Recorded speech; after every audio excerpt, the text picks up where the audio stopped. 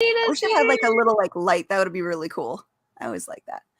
Anyways, hello everybody. Welcome to another episode of Spilling Ink. We are the talk show that takes you behind the book to meet the authors and professionals in the publishing industry. We've already got somebody watching. Hey, Anita, how we doing this week? Nice to see you. Well, so you guys might notice that somebody's missing this week. Jane had some traveling to do, but she says if she can get back in time, she will pop on. So fingers crossed, maybe she will. I know she's always interested when we do these mid-month kind of astrology check-ins because she's been very interested in it, and she's also been my guinea pig. She's kind of let me play with her chart as I've been learning this last year about Hellenistic astrology. But because I'm not an expert by any means, we have to bring on some real experts to help, actually show us the way. So last month, we had Renee come on. And this month we have Kyle, who is from the Astrology Hotline, who's going to kind of show us what's going on this month. Hey, Kyle, how are we doing? I'm doing great. How are you guys doing? Pretty good. All things considering. Yeah. It's been a gnarly month so far, astrologically speaking. And been feeling it. But let's hold on, because I know we can go down that rabbit hole real easily. And we got to say hello to Margaret. Margaret's my co-host for the day. Thank you for joining us today, Margaret. Yeah, excited to be here. It was fun to get the little invite surprise, and I've loved the last couple of shows that I've been able to tune in for, so very excited to hear more. We've been trying to get you on for a while. I don't think our schedules have not worked out, so I'm so glad you were able to join us this week. Yeah, very cool. Well, before we dive too far into the weeds, let's give you guys a chance to introduce yourselves, tell our people what you do and how to find you. So, Margaret, since you were last, let's talk about you first. All right. So I have a YouTube channel called Margaret Pinard, very hard to remember.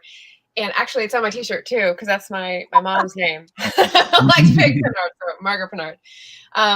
And I talk about books. So I'm an author of historical fiction. I've got 5 books out. It's been a few years since I published that 5th one, so working on the next one. It's British Empire, Scotland, Canada, interesting settings to take you away and tell you about other people's lives, and especially voices that are not usually heard from, and social movements that may have light to shed on our current ones. So that is my passion. I've got onto YouTube about 1.5 years ago, and love talking about books with people. I do the booktube things like TBRs and wrap-ups and tags, but I also love to have authors on my channel talking about stuff related to holidays or their books or their launches or anything like that. And I think I'll pause there and say yes, historical fiction, authortube, booktube, all good to go. Now, you've been hosting some writing sprints on your channel too, which I absolutely love sprints. What started you on that? So the cool kids were doing it, first of all. And so I turned it into a productivity sprint the first Friday. So I just do a productivity sprint first Friday of the month. And then I've been following up Shannon of SD Houston's sprints on some other Fridays as well, because it just keeps the momentum going. I show up for her at like 7 a.m. my time, and then 9 is when I start mine sometimes. So that's been helpful as well. And productivity streams, basically just to get people in the mood to get stuff done, or like shake up when they have resistance against stuff because they have someone else sitting with them, watching, laughing, and making it not hurt so bad. I've always said sprinting is great for those who need to get into that habit of shutting the editor off and just writing, because not only does it put a time limit on your writing, but there's that little element of competition where when you're done with the sprint, how many words did you come up with? And as everybody's listing their word count, you're like, man, I got to do better.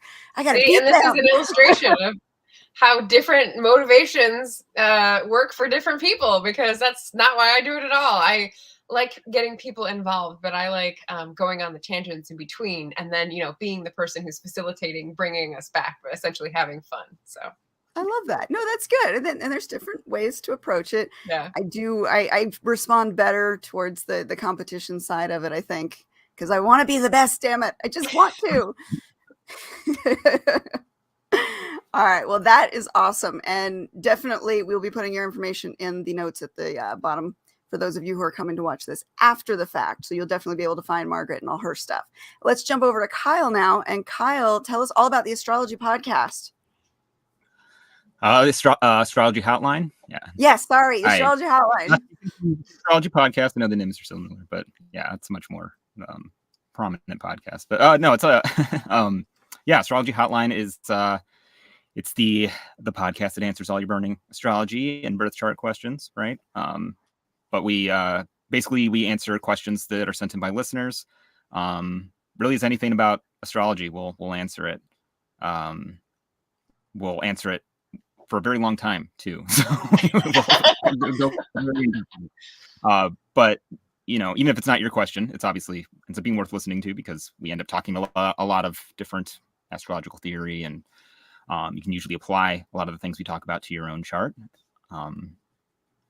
Yeah, that's you've been doing like a series on sorry. Oh, no. Well, okay. I was going to say, you've been doing a series, the educational one, where you're teaching people a little bit more about astrology as well, which I think is really, really helpful, especially for a lot that are interested in astrology, but maybe aren't ready to jump into like real formal classes yet. Yeah. My co-host and I, Tristan Paler, is an excellent astrologer as well. We realized that we're kind of really on the far end of the spectrum in terms of astrological nerdery. So we wanted to make it so that at least, provide like some basic educational material for people listening to the podcast, so that they're not totally lost when we're talking about what we're talking about. so yeah. It's astrology is complicated pretty easy. Yeah.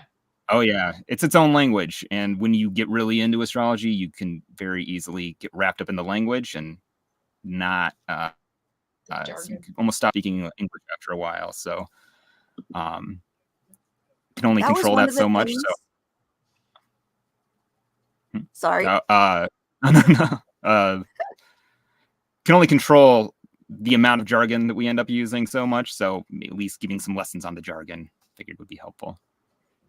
That was one of the things that I really, really loved about astrology when I started actually picking it up, was that it is truly a different language. And it's almost like reading ancient Egyptian, where the symbols have a meaning, but the symbol's placement to another symbol changes the meaning of it. And really you have to understand all of the different elements to create the sentence, or the delineation of what those symbols actually mean for you. And it's kind of like that secret code language really piqued my interest and made me want to like dive deeper into it. Oh yeah. Well, I was a student of like psychology for a long time, and then sociology, anthropology, history, like all the people sciences, right? But I remember I like that. Getting into psychology and just being like, wow, I have suddenly this vocabulary for stuff that like I felt or like recognized, but like wasn't able to describe. And astrology can be really great for that once you understand it, because it's like, wow, I have this like language, this equipment for understanding things that I didn't have before. So even if you're not a believer in astrology, it can be very useful for just the language, just the like being able to use different terms, or be able to put things in words that you wouldn't be able to otherwise.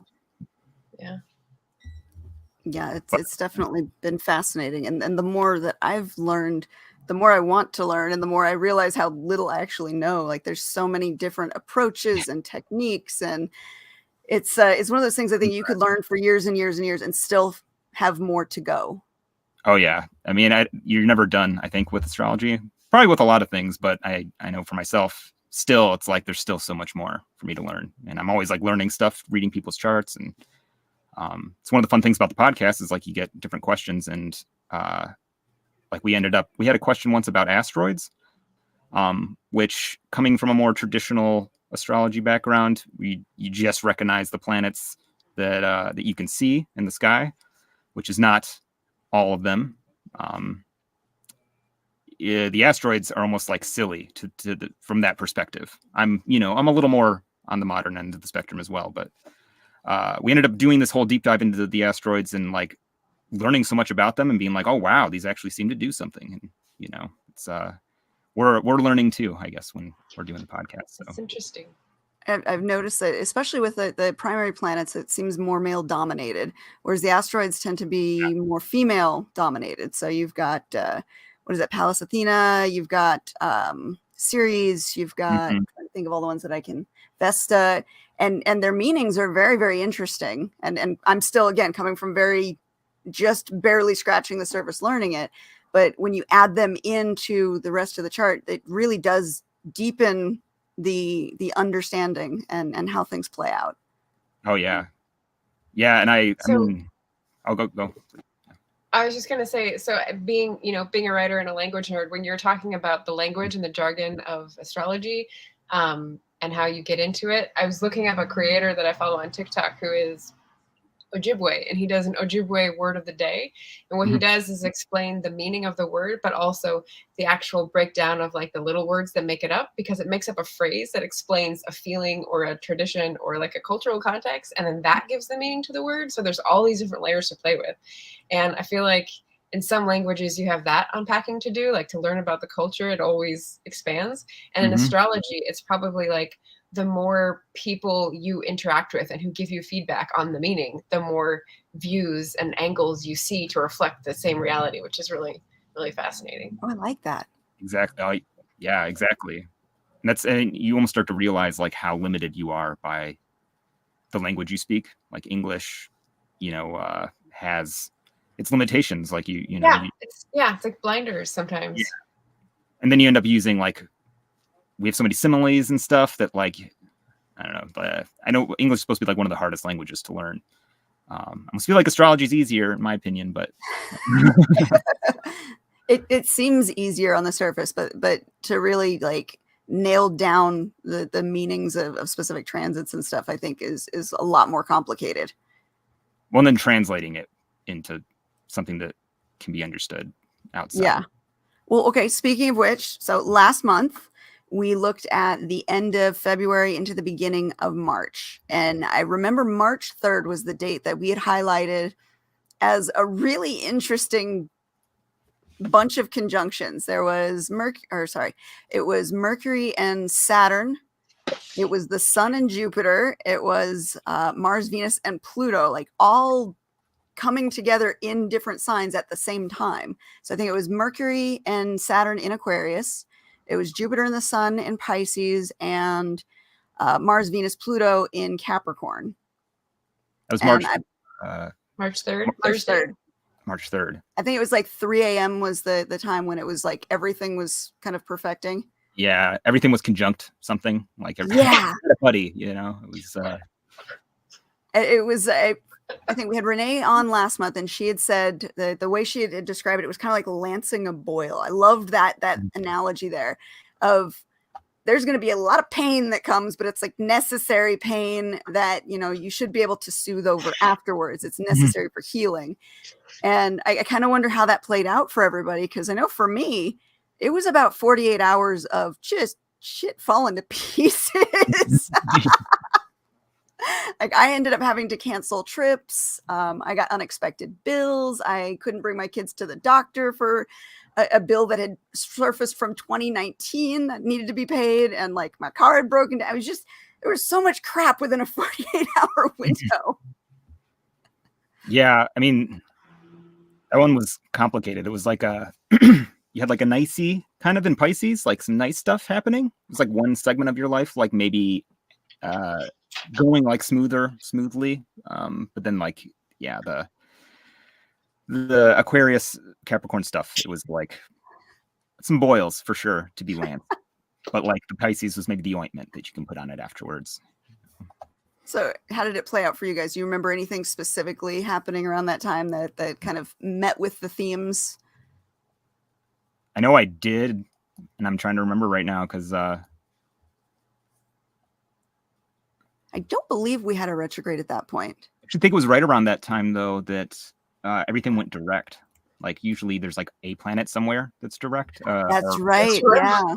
Everything was moving forward. And yeah, we suddenly hit a wall instead of going smoothly down the road. I had good stuff that day, like March 3rd and March 4th. I had normal day, March 3rd. I'm looking at my planner, like it's where I put my notes. And I did a workshop for someone that I got paid for and I ran for the first time in several years. So I was like, that was a good exercise goal instead of walking. So I was leveling up in my goals. All right. I felt actually, I think I was pretty happy that day because I was mainly focused on the Jupiter conjunct the Sun, which is also known as Cazimi, which is like a nice place for a planet, or it's a complicated place, but it's like a special place where like you get clarity on things, or it's like being selected or like identifying the direction you want to go. There's like a moment of clarity sort of. And that day actually, what was it? The first day was right around the time that we started doing, if anybody uses the Clubhouse app, we do a club called the Three of Wands, where every other week we do not bi-weekly, but semi-weekly astrology forecast. And then we also talk about tarot every week on Thursdays. I think that was like the day of the tarot group. And it was like a really good discussion. And like, I was like, yeah, I love doing this club. I love all this stuff. We got two goods and one bad on the prediction there. But let's look at the house placement of where that was. For me, that was, let's see, Capricorn would have been 3rd, 4th, and 5th house is where those would have all been hitting me. And 3rd being communication, but as well as short trips. I could see the car issues right there. Yeah. In car trouble for sure. Mm-hmm. And then for my kids, with the whole snafu with the doctor's appointment, that's my 5th house. So for me, that Jupiter Cazimi wasn't really that great. Yeah, I mean, it wasn't like spectacular. Like I didn't get awarded a medal or something, or I don't know, it wasn't like explosive, but it like felt really good and it felt like clear. For me, it was my 9th house, which is centers around, I mean, astrology comes up in the 9th house, but it's also like higher education, kind of spiritual, religious matters. It's just like a generally kind of positive house. Learning. So I mean, it was like a nice place to have that. But then I also had like the Mercury Saturn in my 8th house, which is like a more, I don't know, you can get bogged down in the 8th house. It's like a lot of obligations and stuff that like you may or may not really want to do, but it's like hurdles that you have to overcome. And I still have a day job that, I'm really eager to not have anymore. So, like this is going really well. It could go well a little faster, but. And how much does sect play into that too? Because for me, being a night chart, Jupiter isn't my benefic. So I could see why Jupiter's Cazimi maybe wasn't as great for me. Whereas if you have a day chart, Jupiter in his power in his home going through this Cazimi would be a very powerful moment. Yeah. Where does that word come from, by the way? Cazimi? How do you spell that, and where does it come from? It's Cazimi. Yeah. Okay. I'm not a great speller, so but Cazimi, I believe, is Arabic.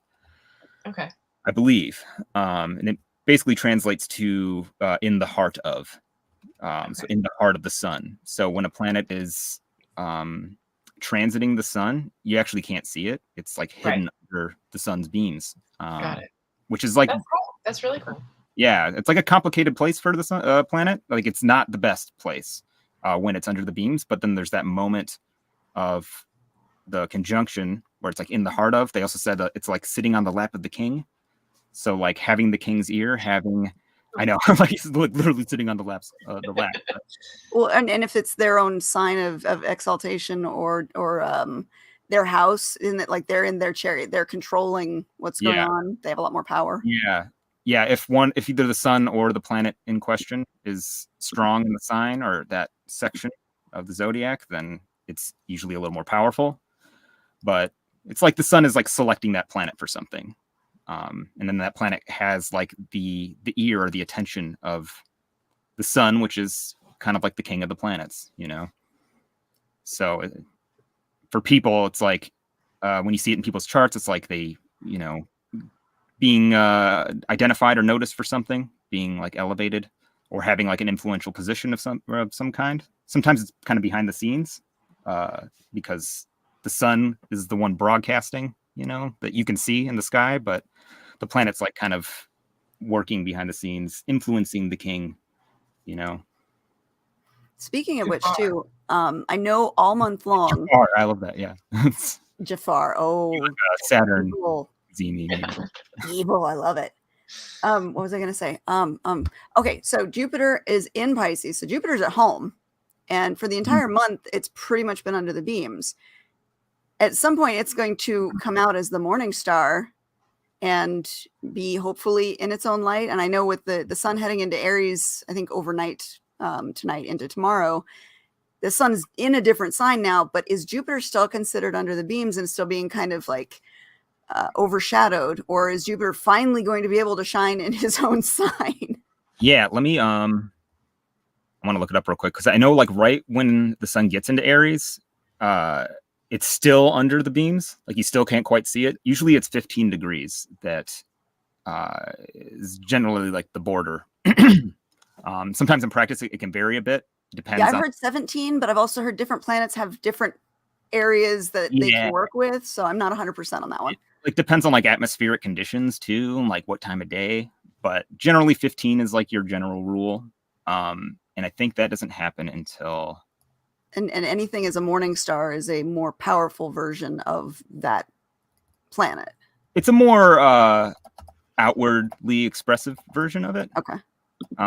For a planet like Jupiter, like the morning star position is going to be better, I guess, or it's going to be a little more like Jupiter style, which is like go big or go home.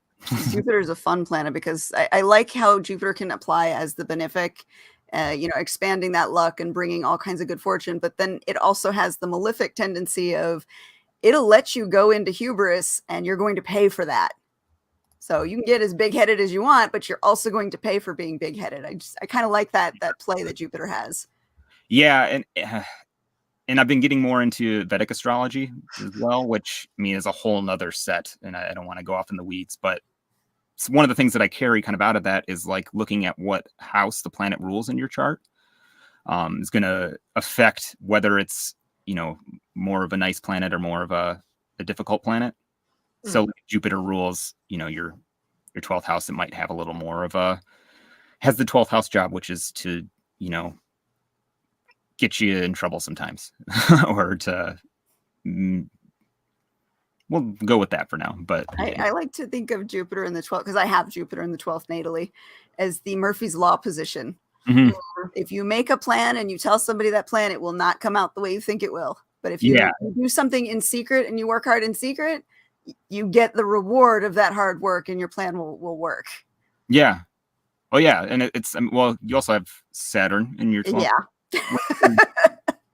Not such a bad thing because Saturn traditionally rejoices in the 12th house. So it deals with the topics of the 12th house, like isolation and having to grin and bear difficult situations, Saturn is good at that.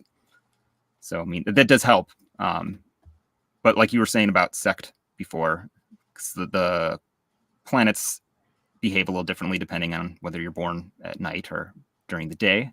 And Saturn's the supervillain at night, I was listening to, and I think it was Robert Hand who did a lecture, and it was a giant, like 5-hour long lecture. And at one point he was talking about the malefics and the benefics as more being restrained or not restrained.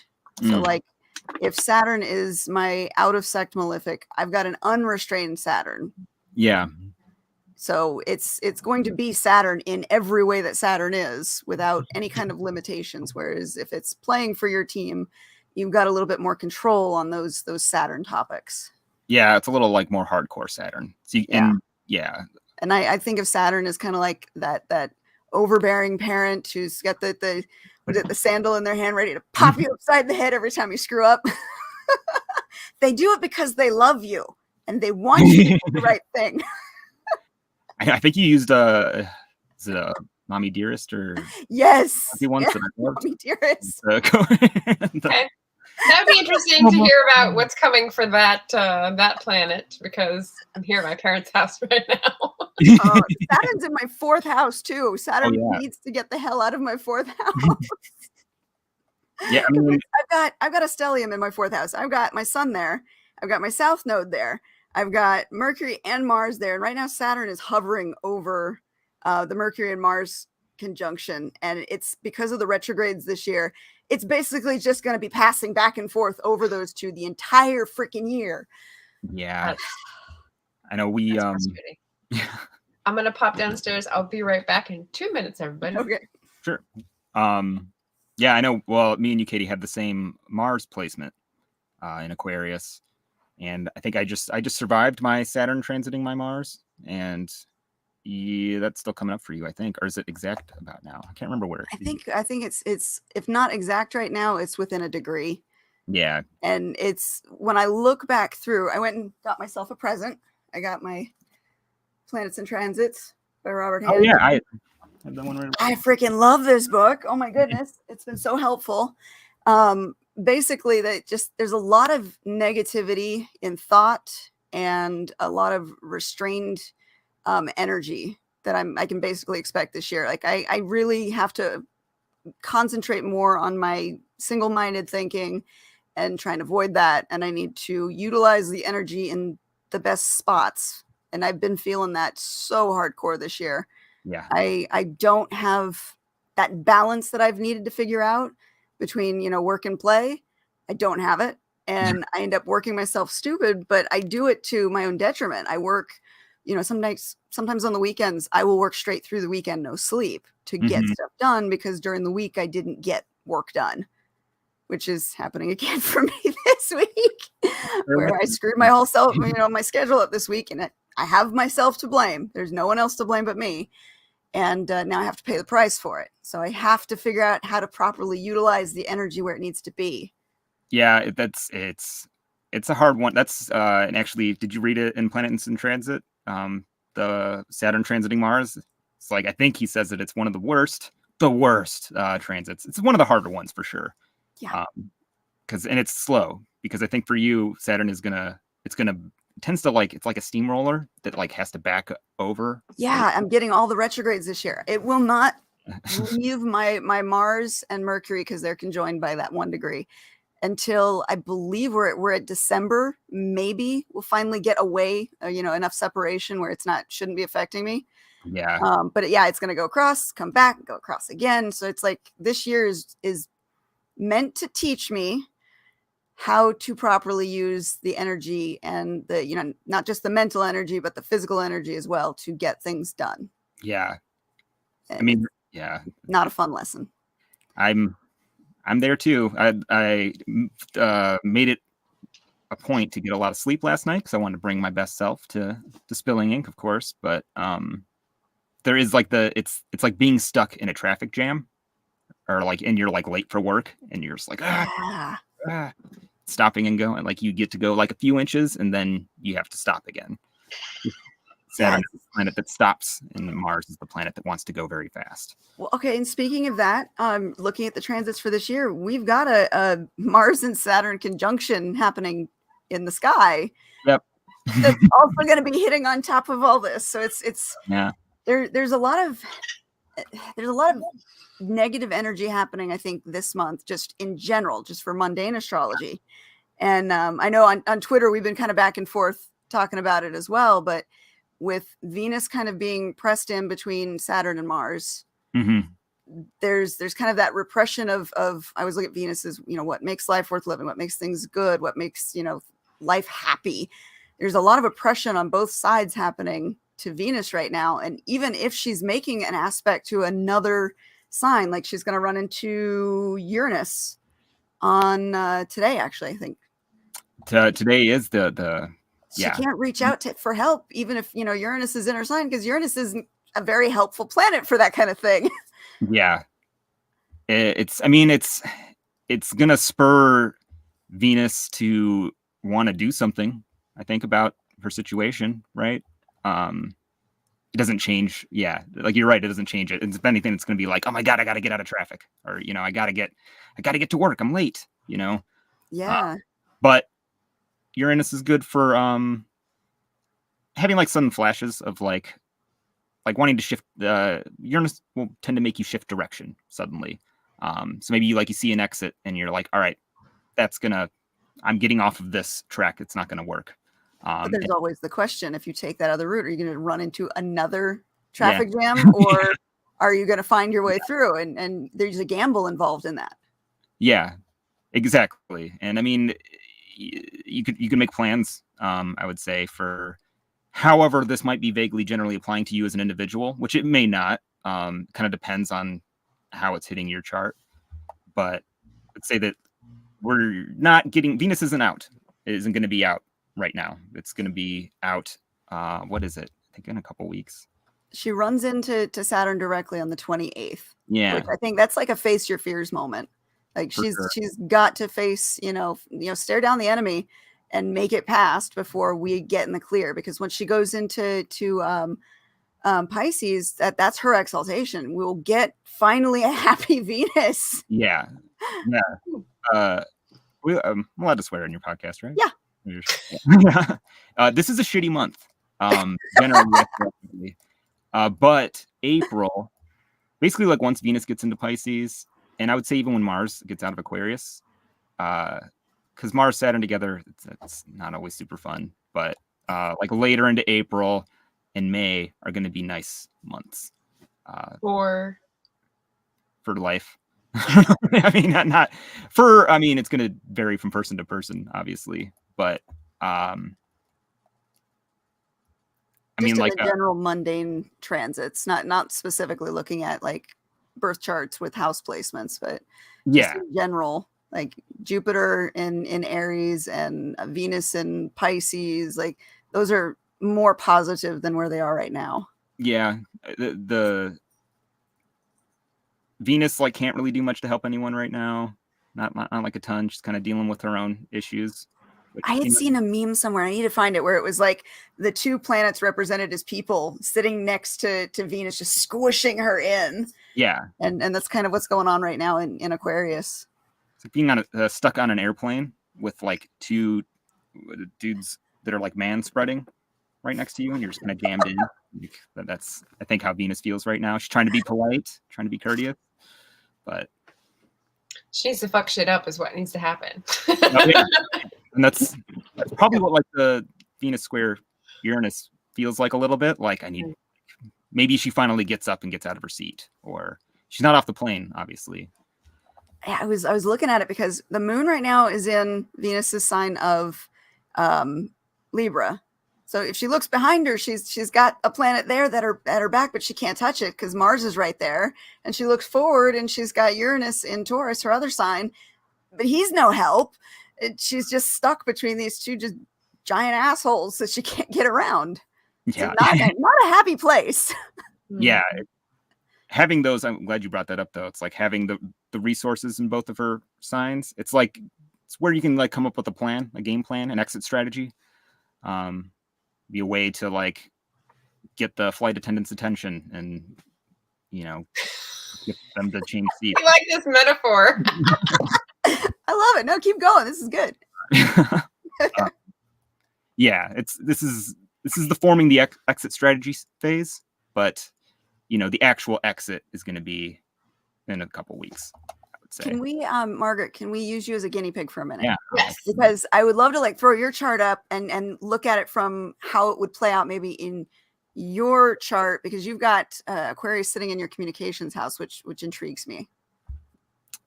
Yeah, let me pull up. All right, let me see if I can pull this back up. Go for it. There we go.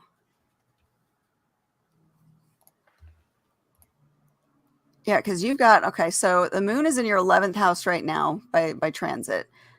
And where's Taurus? Taurus is in your 6th house. So Uranus is sitting in your 6th house. The moon's sitting in your 11th house. And Venus is sitting pinned between Saturn and Mars in your 5th house.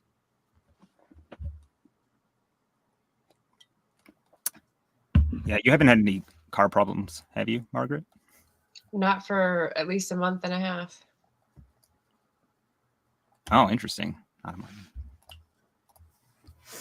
Well, see, the topics of the 3rd house, if I'm trying to remember from the classes, it's your small communities, your early education, your siblings, Neighbors. and short trips and travel.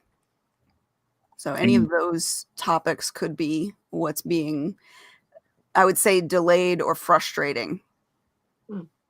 Any like noisy neighbors or anything? No conflict. No, my neighbors are actually cat sitting right now for the first time, so they've been really helpful while I'm down in California.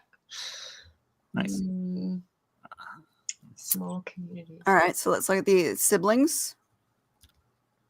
I'm not communicating with two of them very much at the moment, but the other one and I are in close contact because of the parent situation we're monitoring, and it's going well. Okay. Look at short trips and travel. You did just travel. I did. You said you had to go take care of your parents. So any issues with traveling that could have... Well, so it was buy a ticket on Thursday for a flight on Friday, which I have never done in my life. I had to buy a first class ticket on the way out. And it was the least first class experience I've ever had. So that was disappointing, but that's expensive. Yeah. Wait, so you were on a plane recently? Yeah, yesterday. And you weren't sandwiched in between two dudes that were No, but I had the first seat, which has no ability to put anything underneath, no ability to put anything up on top, no ability to put something in front of you, and like the tiny like fold out thing on the side instead of an actual tray. So it was like the worst of first class. There you go. That's silly. That's like there's a podcast called Hysteria. It's women who are like talking about stuff, and they have a segment that's called Being Petty, and they're like, this is the thing I'm petty about this week, and I'm like, that's my petty. But yeah, it was fine. Going back a couple of days when we had the full moon in Virgo, that would have been your 10th house, opposing what was in, I think it was Mercury in the 4th house for you. Communication. Now, for me, that played out as like, you ever have that feeling where you're drunk and the filter has been removed and you say whatever comes to mind and then regret it later? That was kind of how I was feeling during that opposition. Was just the Mercury was drowning and that filter was gone, and I was just like reacting to everything I could react to. It's actually a good way to think about Mercury in Pisces. It's like a drunk Mercury a little bit. Sometimes though, like a drink or two can help loosen you up and make you, speak up when you otherwise wouldn't. Some people are really funny when they're drunk, but it also will make you just say all the words or, maybe not make sense. Depends on how many drinks. And for me, that was in my social and creative houses. So it was just, it probably was funny online, but not exactly the normal version of me socially. So for you, this would have been 10th house, 4th house. So it would have affected career or what you're known for, out in the public view versus your home. And this is when? This is 4 days ago, you said? Just 2 or 3 days ago is when it was really kind of hitting. I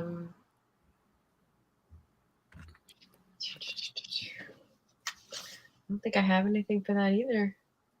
I think, because I think you're in a Mars year right now, which not that we'll go too in the weeds on that, but like not all transits are going to hit you or affect you equally. It's going to kind of depend on through different techniques, like what planet is sort of in charge that year. So you might be feeling more the Mars transits right now, which I don't know. What does that mean? Like feeling the Mars? Well, right now, I would say, you might be feeling, I don't know, if you've been like a little restless or, I don't know, you have actually a really good Mars in your chart. So I don't know, you're going to tend to get like the more of the productive element of Mars, the get shit done side. Yeah, if I was at home, you'd see the get shit done sign behind me. I'm pretty good at that. Yeah. Yeah. Well, and so the Mars, because we were talking about Venus square Uranus earlier, but Mars will be square Uranus in like 2 days, day or two. Yeah, I got the 22nd is what I've got listed. Yeah, and I would say that'll be what I have too many charts up right now, but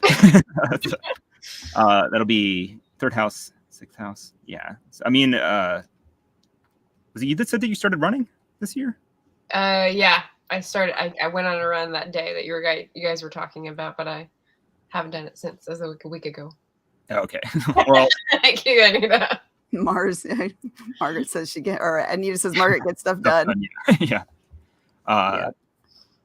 Yeah, I would think that, I mean, the Mars-Uranus conjunction, the Mars square Uranus, it's tends to like inflame Mars, which is already like a hot tempered sort of planet. So for you, I mean, it may be a little more productive, like you might get like a rush of energy, which might already be starting right now.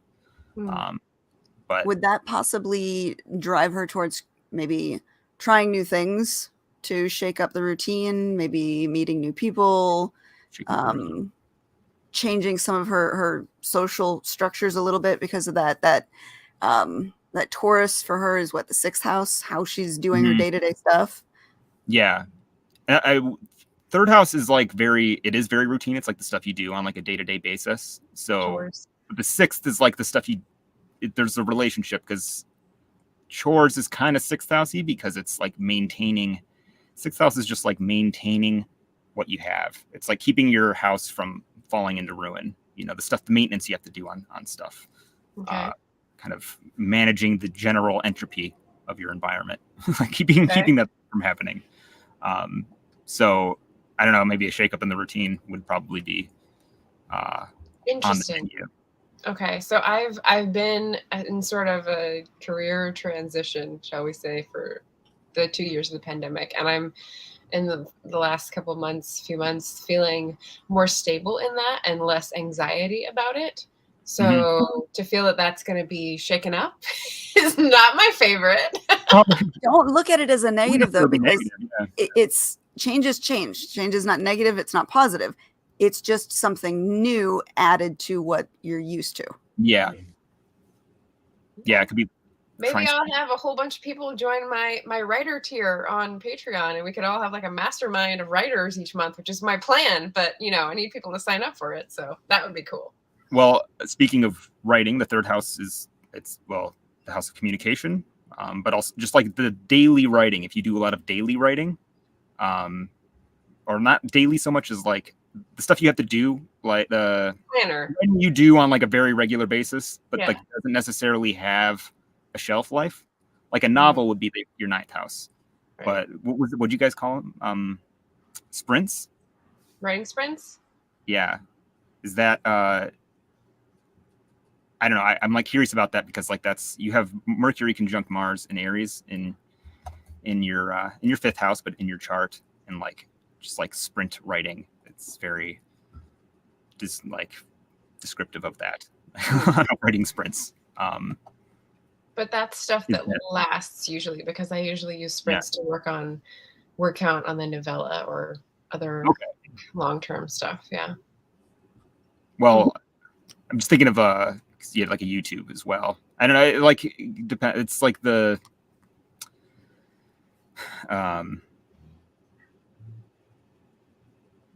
if you're like regularly publishing videos like on a day-to-day basis or like a weekly even basis, like that would tend to fall a little bit into your third house.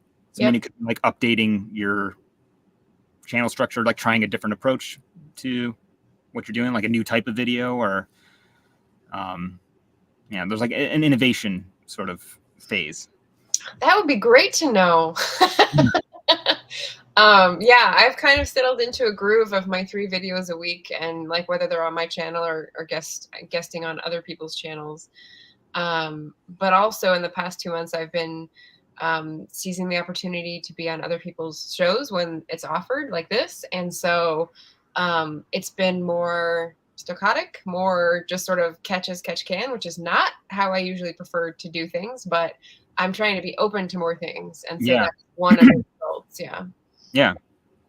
It's actually funny though, mentioning this show, which it's like showing up in my chart as well. I actually want to like look a little more at yours, but it's I have Uranus transiting my sun and Jupiter, and like Jupiter rules my ninth house. So, astrology, among other things, falls into the ninth house. And like, it's in my 11th house, which is like friends and alliances and just sort of like general public.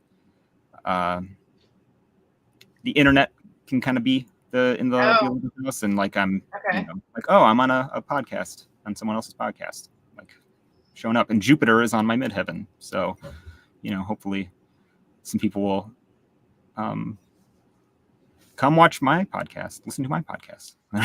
Definitely. They should. It's fascinating stuff. I enjoy going down the rabbit hole, listening to everything or watching everything that I can, especially when I'm interested in a subject like that. One thing, I don't know how to really tie this into what we've been talking about, but one thing I've been noticing when I've been looking at other people's charts, especially this year, is the concentration of planets in specific quarters of the chart, kind of pointing towards like a theme of what that year is really telling you. And Margaret, I know yours is like really focused on that 2nd through 6th house this year with all the different transits. And it's anything on the lower half of the chart is very personal, very like reconstructive, rebuilding, revitalizing who you are. Whereas the upper hemisphere is more of how you are out in the world. So like this year, it seems to me, and again, baby astrologer here, still learning.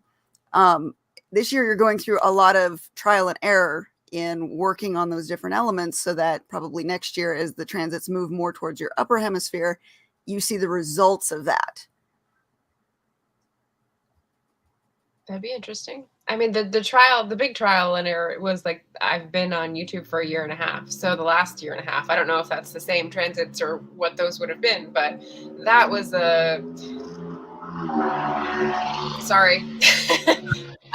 traffic noise. That was the skipping the stone in the pool and saying, okay, how many ripples can we make? Let's do this random other thing. And, other stuff is not working. So let's try something new. But that was 2020. So. Well, that would have been, sorry to cut you off. Yeah. I think Uranus would have been transiting. Oh, Uranus. It tends to make you just do different stuff. You said in 2020 you started the channel? Yeah, 2020. Is it Uranus or is it Neptune that's like the planet of revolutions? Because I remember hearing Uranus. Okay. Uranus.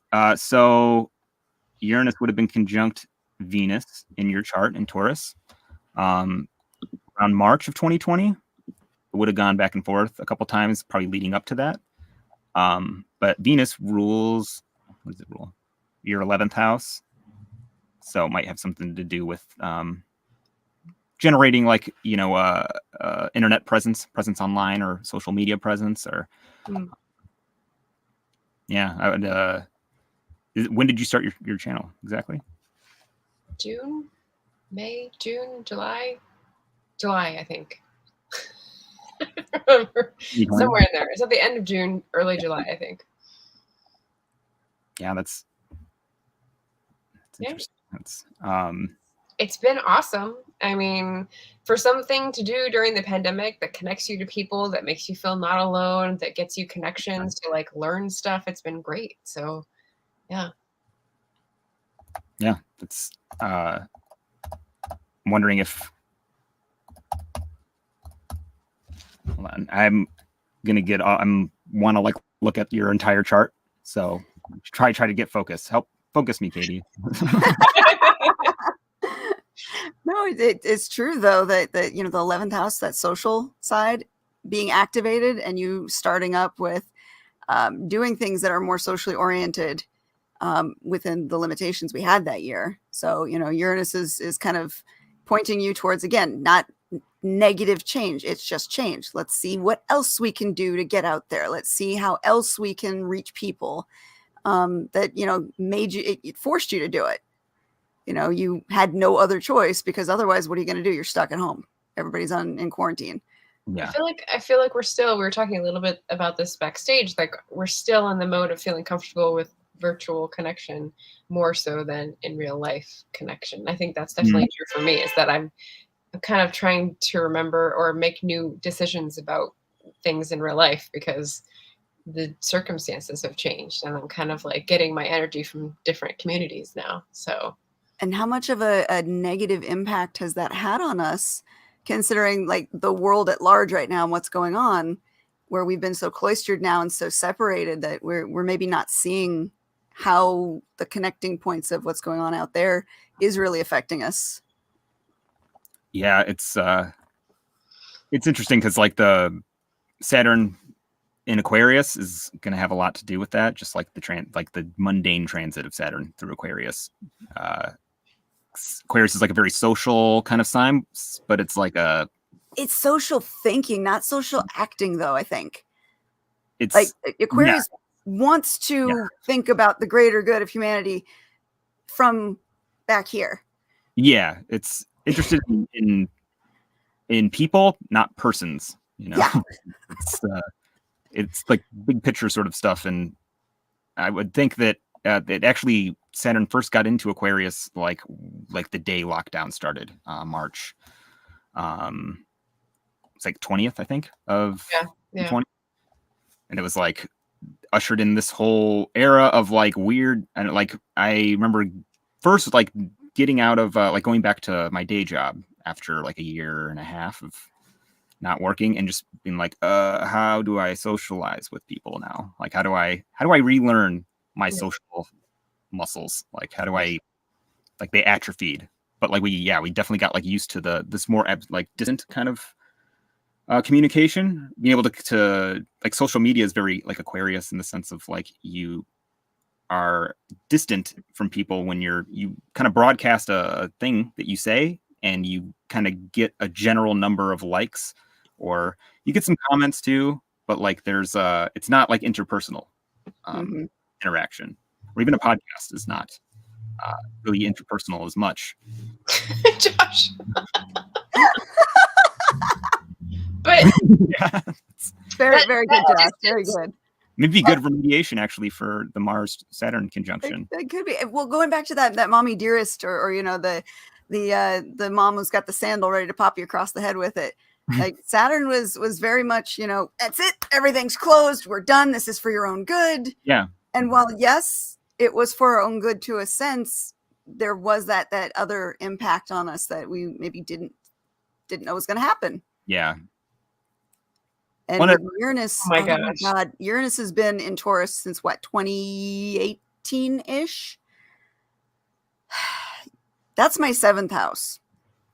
And that was like actually the ingress into Taurus was the start of the end of my marriage, where I spent 2 years sleeping on the couch before I finally called it. And it's been still 2 years since that we're still not on paper divorced, but, you know, doing our own thing and trying to deal with it. I need Taurus or Uranus to get the hell out of Taurus and stop fucking with my relationships. When does it transit out? That's a good question. We've got another couple of years. Because see, now it's heading over my Chiron, going back and forth, and I'm realizing the effect, to tie it back to the Saturn thing. I got really comfortable being by myself, like super comfortable, but it's gone to the point of detriment now where I find myself not wanting to reach out, not wanting to allow other experiences, and I've got to figure out how to go back the other way, but. Like right now, I'm super comfortable in that whole Saturn cloistered, being by myself, don't need other people. But I'm realizing that's the wrong thought process at the same time. I think the general rule with Uranus transits is not to get, like you may be feeling that way about it right now. It's going to change. And it's probably going to change multiple times before it's over. And you have Uranus like right on your ascendant too, right? Yeah. Yeah. So I don't know. It's going to like reach its peak right as it's wrapping up in Taurus. The nodes are going to be hitting it at some point too. Yeah. This year. Yeah. I think they passed the node too, right? Or the nodes, I think, passed your ascendant already. I don't know. I'm going by memory, so I don't. What am I mourning? Josh, you gotta be a little clearer. I don't know who's mourning what. Oh, because you have the South Node going like through your first house. Yeah, I've got South Node in my first house and North Node in 7th house right now. So the South Node already passed through my ascendant and coincided actually with the death in the family. And I'm just waiting now for that North Node to transit with Uranus and see how that plays out.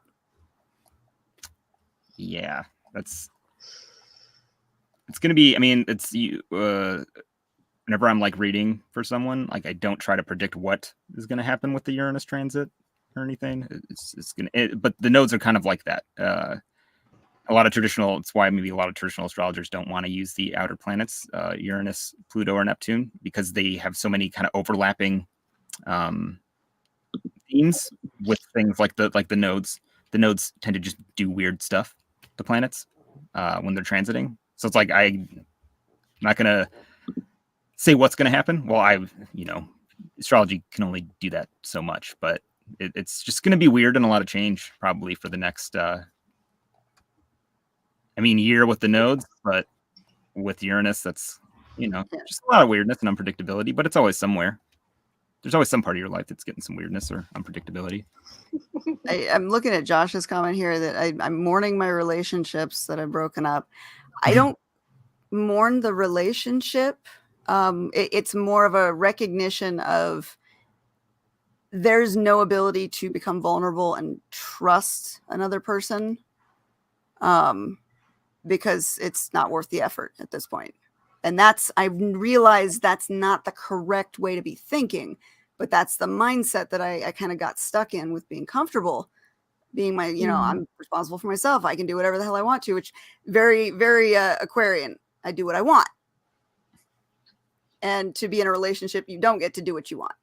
So there's that thought process that I'm going to have to figure out how to get around. Yeah. I think that the Uranus transit is going to be a lot of like testing those, breaking kind of down the structure of that. Like you're going to be breaking it down, and it's going to be different like experiences that might trigger that, but it's probably going to change. I would say. Uh-oh. Dangerous thing to say. Oh. Uh-oh. Do tell, Josh. Do tell. I can't believe we're almost at the hour mark. Good Lord. Yeah. This was such a quick conversation. Like, I want to keep going. I want to talk on these topics more. But then that's been how astrology has been for me. Once I latched back onto it, I used to love astrology years and years and years ago. And then come the Saturn return, I got focused on writing. And writing took over my life and everything else kind of got the back seat. And then right around, what was it, 2020, that Saturn-Jupiter conjunction, like a light switch. It was like, hey, remember you liked astrology? And since then, it's been like going straight down the rabbit hole. And so I want to keep going. I want to keep talking as much as possible, but I'm sure you guys have other things to do. You guys have a life. I can go a little longer too, but I don't need to end at 9 o'clock on the dot necessarily, but. Okay, well, just checking in because, like I said, I can talk forever. Margaret, are you okay to hang out or do you need to be I know you're taking care of your parents. Yeah, I need to wrap because I need to get dinner out of the oven for them and mask up again to go to the rest of the house. Try make sure they're drinking their liquids and all that. So I will have to bow out, but thank you guys for having me on and talking about the chart. That was really fun. Yeah, maybe I'm you very can join us intrigued for by another one. Uranus transit. So I'm going to be tracking that next time you have the show as well. So that'll be good to keep in mind for me. Okay. All right. Well, thank you for hanging out with us. Let me know when you've got openings on your show as well, because I definitely want to pop in and visit with you. Sounds good. Sounds good. I don't know. I didn't catch your. Well, you'll have it in the notes, but I didn't catch. I will make sure to put it in the notes. Interesting. Yeah. Oh, it's just your name. Your name. Just Margaret Pinard. That's my YouTube channel. It's the same on Instagram, on Facebook. The only thing that is different is Twitter, where I'm Taste Life Twice, because that's my publishing company. And like I said, you can message me on any of those places, but YouTube is where I put out the most content and focus my energy because I love connecting with people there and they're great. Like here. So thank you both. Nice to meet you, Kyle. It's nice to meet you too, Margaret. Yeah. Thank you, Margaret. Bye. Yeah, I can talk forever on this. It's become such an obsessive fascination for me. And like I said before, the more I learn, the more I realize how much I need to continue learning. And so it's like a self-feeding thing. Yeah, it never ends. I feel like that was how it started with me in astrology, was just getting finding oh wow, this actually says something that's true, and then it's like the hook, and it just it never lets you go. Mm-hmm. like my publishing company that I started way back at the beginning, so like 2010, is called Rising Sign Books. It was a nod, like a tongue-in-cheek nod to my ascendant ruler of Mars, because I can get shit done when I put my mind to it. And so that's why I named it that. But as that was coming into focus, astrology took the back burner while writing became the focus. And I worked for about 10 years or so on building just my ability to be a writer and a consultant, all that stuff. Yeah. Which is funny because I said this before we even went on the show.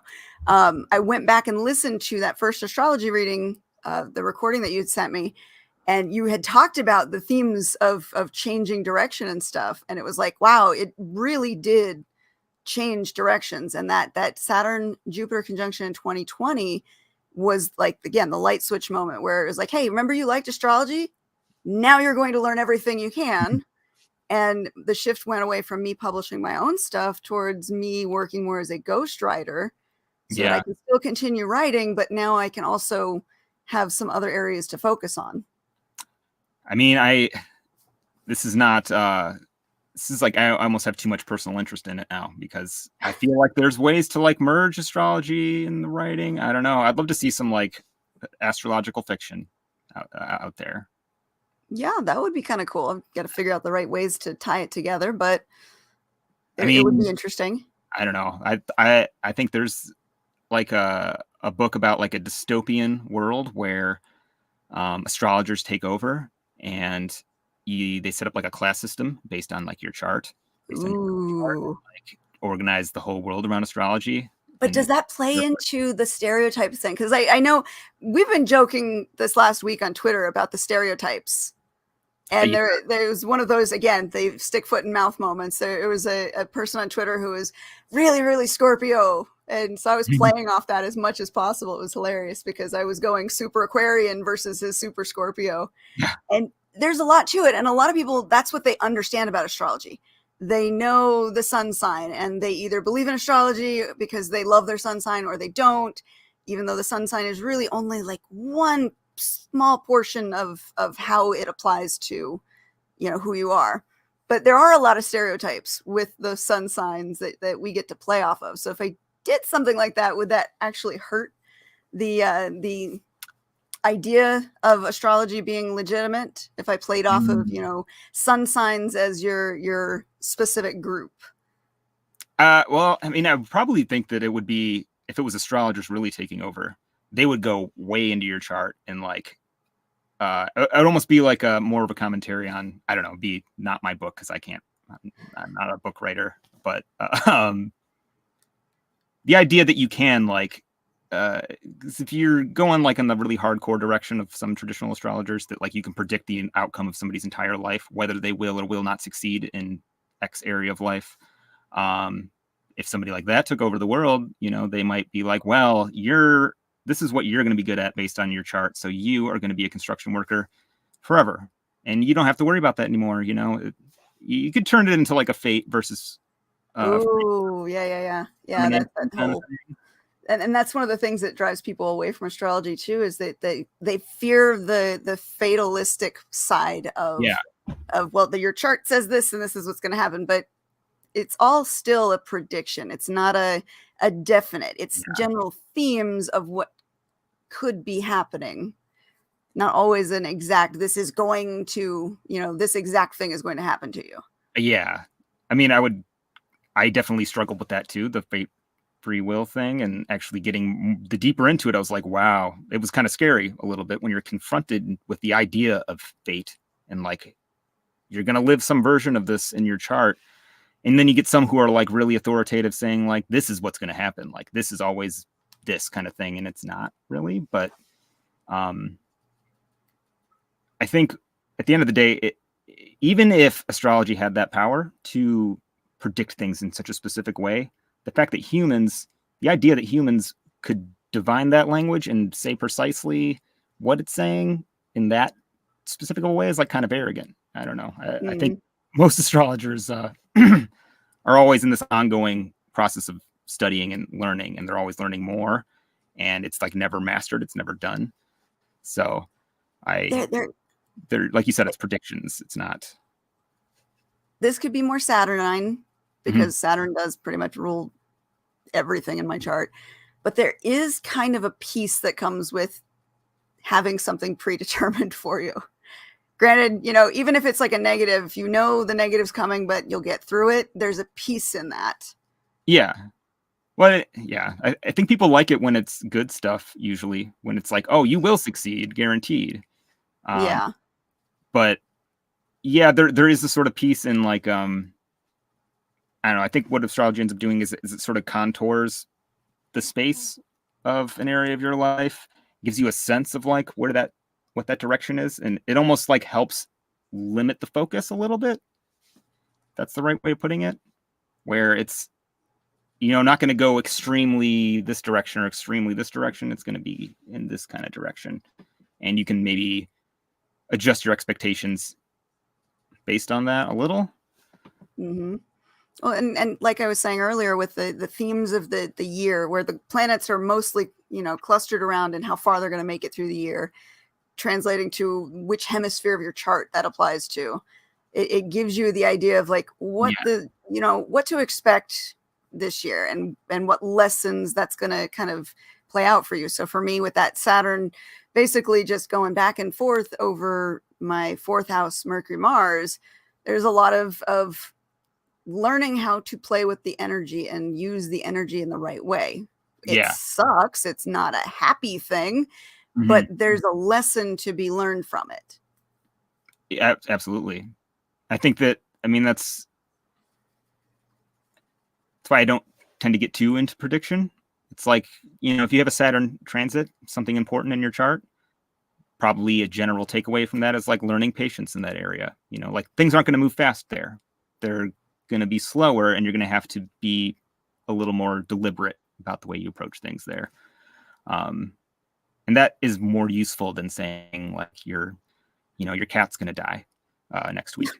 Like it's not that even you could predict that, in my opinion, but I know there are folks out there who claim that they can, but it's a 6th house transit. Yeah. But I've done that too. I've gotten into the weeds where, I've learned something new and I want to explore it. And then I'd go back and I can pinpoint the moment, my dog died. And I'm like, oh, I see the transits. I see what that makes sense. But it's more hindsight than future predicting. It's the ability to recognize the language after the event has happened. Yeah. And contextualize. Yeah. Just it gives things context after they already happened. And the transits will surprise you too. Like you can maybe get a sense of like it's gonna be that flavor, but like what flavor exactly? There was a perfect transit. I think it was like a month ago, where I ended up spending the whole weekend. My whole weekend got blown out of proportion, and I was helping my daughter write her scholarship essay. And the transits lined up again. Hindsight, looking at it afterwards, it was like, wow, that really like outlined it if you looked at it from that top down view after the fact, because it was my 5th house, children, being activated, my 7th house, relationships, being activated, my 3rd house with writing being activated, my 12th house of it was the Pluto square in the 12th to the 3rd that was really being activated. Like I was doing something to help my daughter be able to have something I didn't have, that was kind of a general annoyance for me, that I didn't have it, but I'm making sure she had it. And I was reaching out to friends for immediate help. So it was that Uranus and Taurus, that reaching out to friends to get immediate feedback, because I had editors helping me to edit the stuff. And it was that 5th house, working on getting something done for my daughter, and that 3rd house of writing. It was like it lined up so beautifully. But it was hindsight. Yeah. That's sometimes like you're being Jupiter, like for your daughter, like being a benefic. So Jupiter still, even if you have a night chart, it's still trying to be Jupiter. It's just and I recognized like the whole Time Lord thing, with each year having a specific planet kind of owning that year and their transits being more important. Last year would have been a Jupiter year for me, and looking back again, I see there was a lot of windfalls that happened right when I really needed them. Like it was unexpected, good luck that showed up at the right moment. I couldn't have asked, I couldn't have predicted it. I couldn't have seen it coming.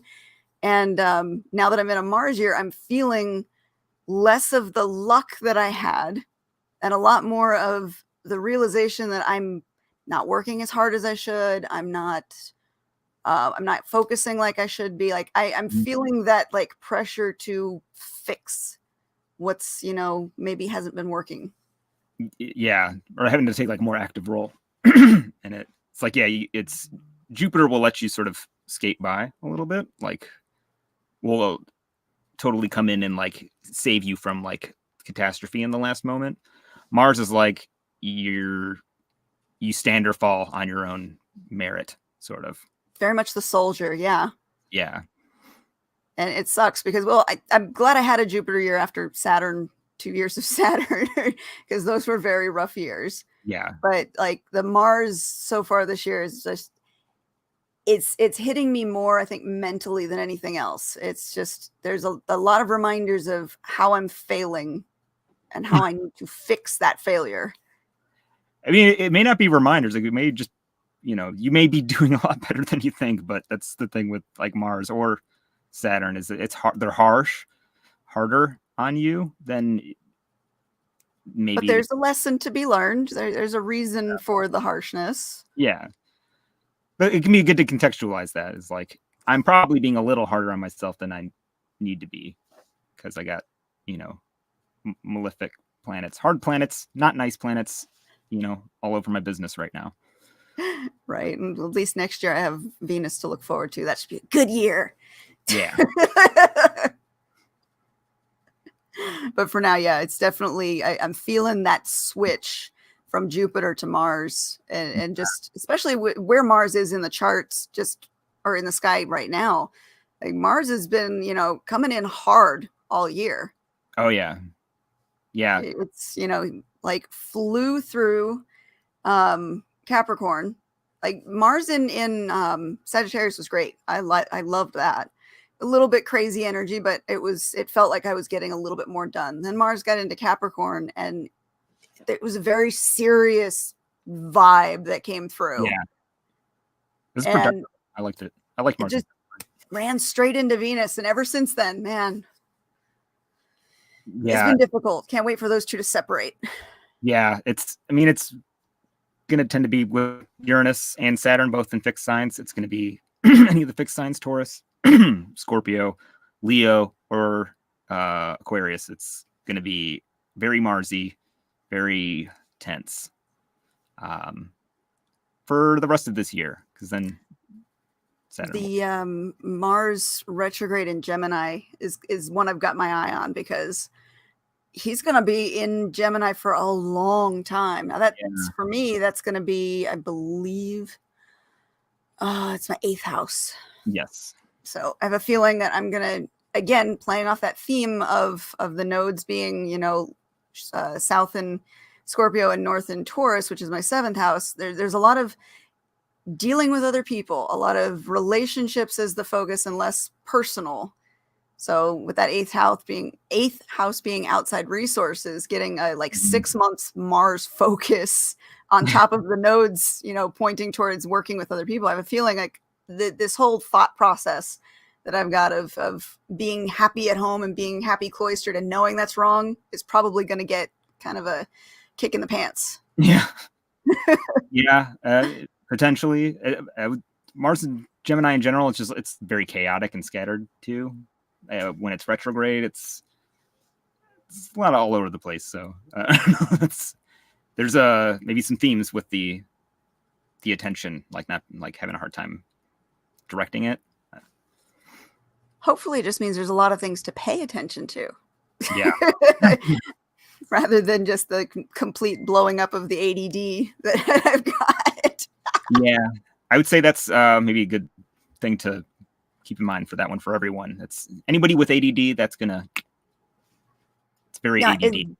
Is that something that you could attribute to a Mars and Mercury conjunction in the natal chart, that ADD tendency? Because you've got Mercury, which is just, quick thoughts, quick actions, intellect, communicating. And then you've got Mars, which is more that soldier energy that needs to have the orders given before it does the thing. I'm yet to establish a universal theory that will apply generally, but I know that Mars has something to do with the ADD. Like I know this. So, I'm positive that there's something in there about that because it's linked to the actually ADD. What was that? I was reading about this. This is a tangent a little bit, but it actually ends up being like good for survival. Like if you were like out in the woods as a hunter, he's great because you're focused on like, oh, what was that sound? What was this over there? What was that? Your attention is capable of shifting suddenly, which is a good thing if you're in a survival situation, if you're hunting, if you're out in the woods, but not if you're like in an office and you have to focus on stuff for hours and hours on end. Yeah, definitely not good. It's good for when I'm writing. If I can get the focus, I hyper focus on that and I can go for hours without getting up. I really need to get out and exercise. That's the thing with the ADD is it's things that you're actually interested in that you can focus on, but it's like you don't get to pick. It's like, oh, I'm interested in this. This I can focus on for hours and hours and hours. But and that's been I'm interested in eating. So that's been the problem this last couple of it's been almost months, it feels like, where my focus is drawn towards, let's say, astrology.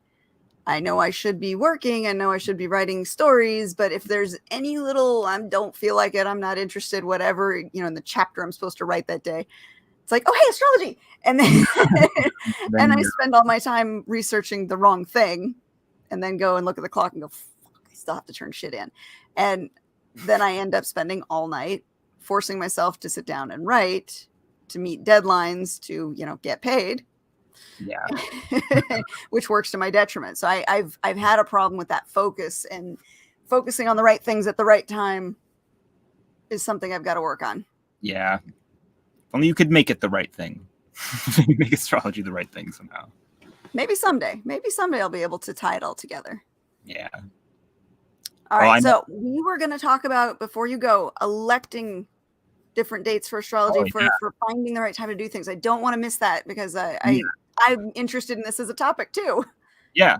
Well, and probably keep it simple because I don't, it's an easy a way of approaching it that I think everybody can use. But basically the idea with electing a chart or casting a chart for a time. Sorry, my ADD starting to kick in. Or coffee. No, I'm good.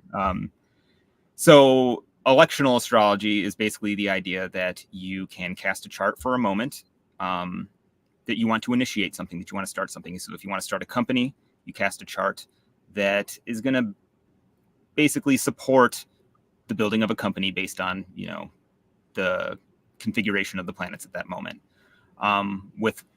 You could do the same thing basically for writing. And Mercury is the planet of writing. So I actually picked a couple of dates that people might be able to use if they want to start like a big writing project.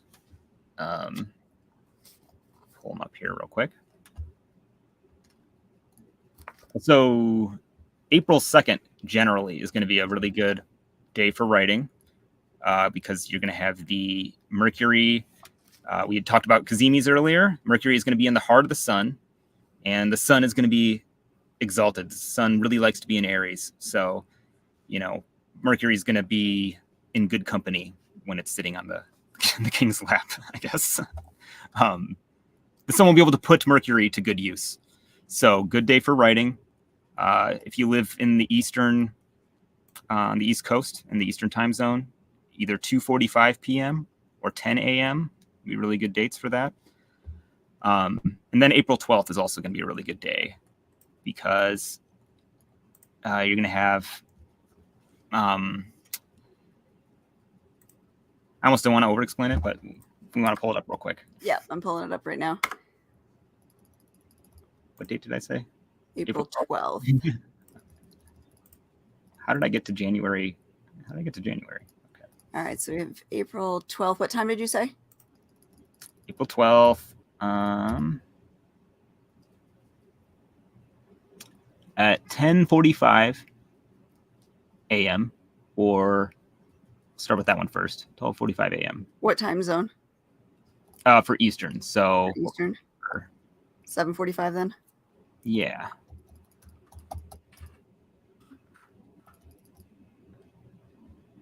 Right? Is it the one? Oh, I had the wrong chart pulled up here.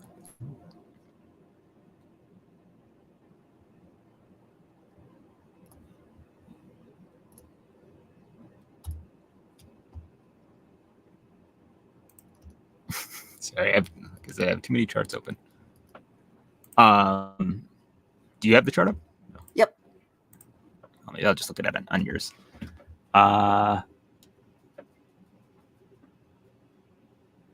Oh, that is in Taurus. I got Mercury. Looks like connecting with the moon in Virgo. Yeah, I think what I wanted the chart to be for Gemini rising. Basically, if you get that Gemini rising with the ascendant applying to Mercury, you can organize that.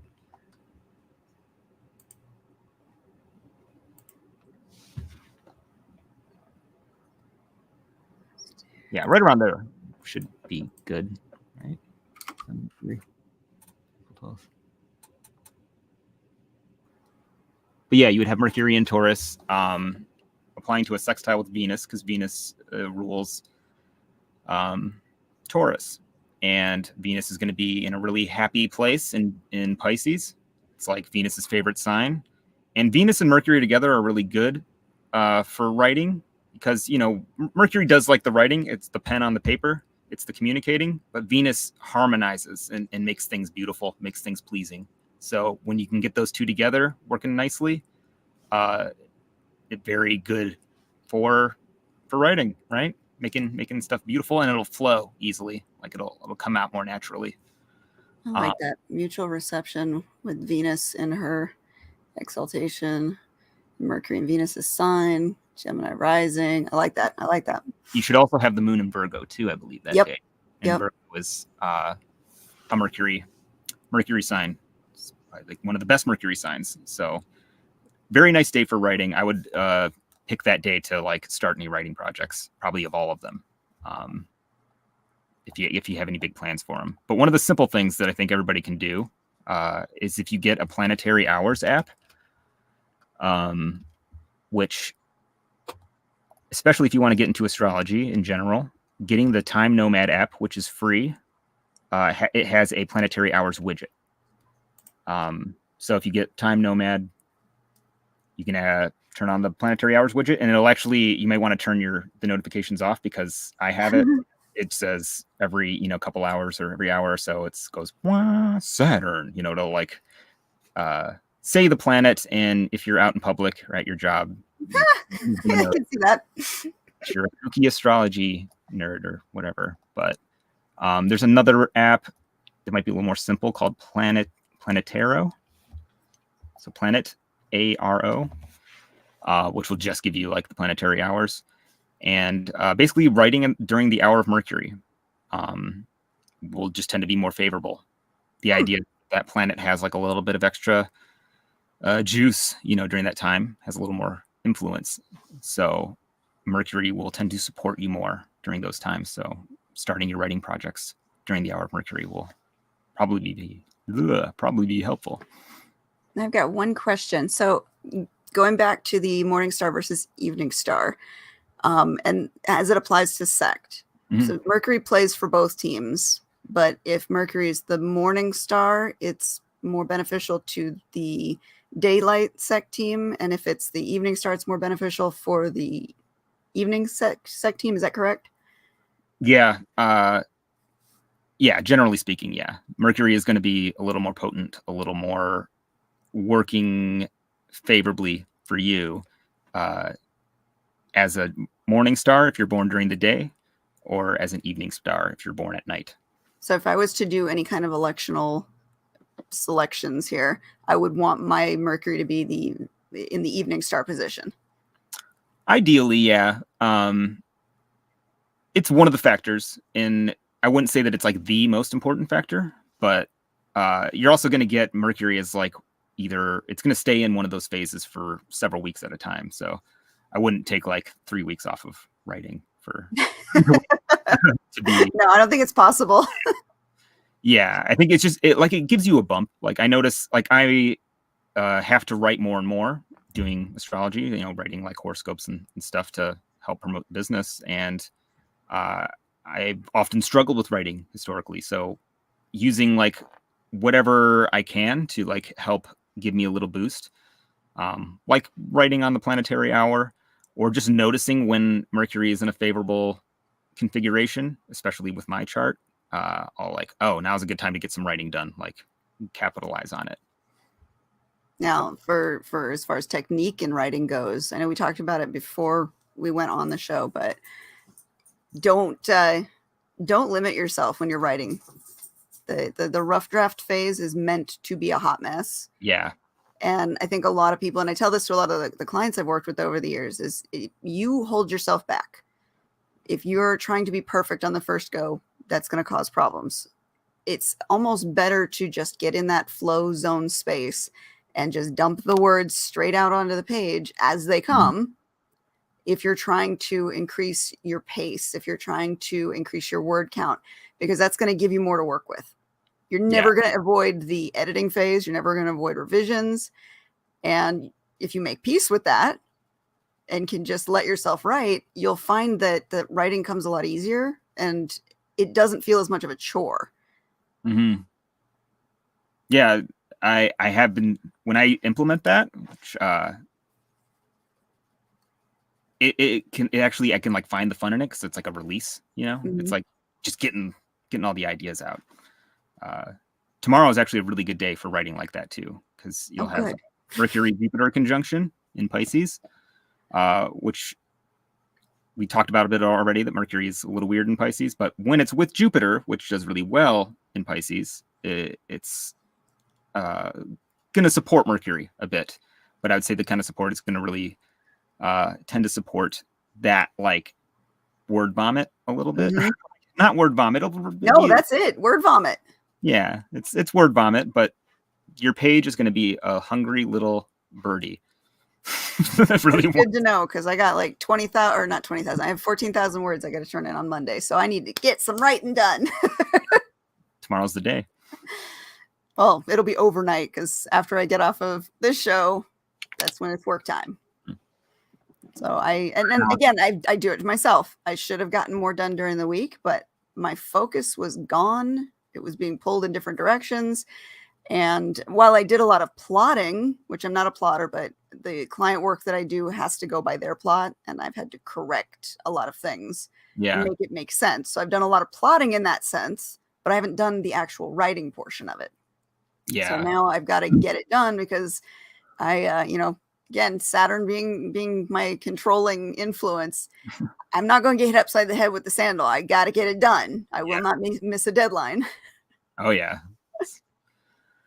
Well, I have to wrap it up here because I got to get. Yeah. Oh, thank you for hanging out with us for that extra little bit of time. I really wanted to touch on some of those topics that we had talked about. And I would love to be able to invite you back too, if you're interested to do some more, because I really want to make this kind of a mid-month, check-in. I think we've been getting a lot of good comments from our viewers.